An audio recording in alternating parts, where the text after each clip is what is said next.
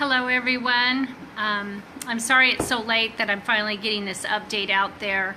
I've had a lot going on today and this evening. It's been a good evening. I wanted to comment about the judge. He's 91 years old. Amazing. Amazing that we have a judge that's 91 years old sitting on the bench, and it's great to see him do well. He does take a nap here and there, but he is on top of it. I also wanted to take an opportunity to thank the jury. It's really important, this process we have here in America, that a jury of our peers is sitting there listening to the information that's coming, and then they're going to be tasked with making a decision. And I'm grateful for their service and the time that they're putting into this. It's an important case. I also wanted to give thanks to all of you who continue to watch and support our family. Thank you very much. We certainly couldn't do it without you. What I saw today in trial again is it seemed to me that while the prosecution is asking questions of Officer 1, they're leading, or they're describing LaVoy as a militia leader, somebody that he was and should be threatened by, that and the defense questions in the same way. That was what was so interesting to me. There's nobody there to object or to defend LaVoy. They're able to describe him in any way that they want to, and they do it repetitively, over and over and over again. As each new witness comes to the stand, they go through the same questioning, the same narrative, the same descriptions of LaVoy and of the other people there at Malheur. So the jury will come away having that imprinted upon them, and it will be what they say about how if you say it so many times it becomes so. Well, they're doing a good job of it, the defense and the prosecution, because that seems to me to be their goal, is in demonizing and label lynching LaVoy even further, and I think they're being very successful at it. But that's okay. This isn't my trial. This is the trial against Asterita.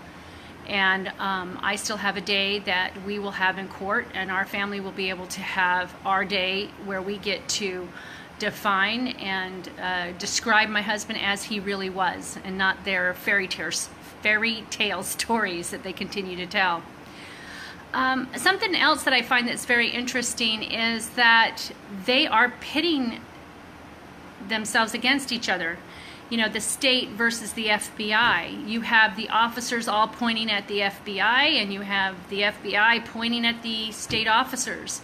And what I mean by that is, in their questions, it's leading you to believe that,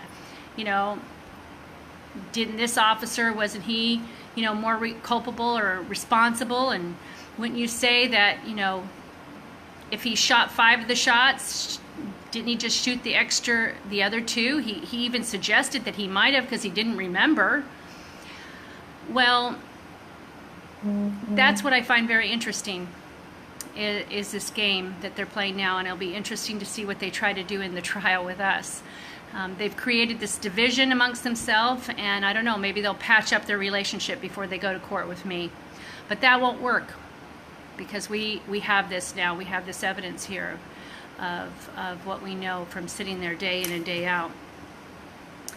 It was really interesting to hear testimony of the different officers that did hear loud bangs coming from the general vicinity of Agent Asterita. It was interesting to hear and hear testimony of, I believe, 3 different officers that saw shell casings on the ground that were later gone and had disappeared from that particular point. It was interesting to hear their descriptions of how they had been told of the threat assessment that was coming their way, that how they had been told that after the death and killing and murder of my husband, that there were over 100 militia coming from John Day, it was testified today. Nobody ever even implied that they were going to do such a thing. So these are stories they're making up now. This is a narrative they're making up because that did not happen.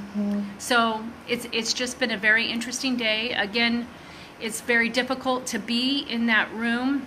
It's exhausting.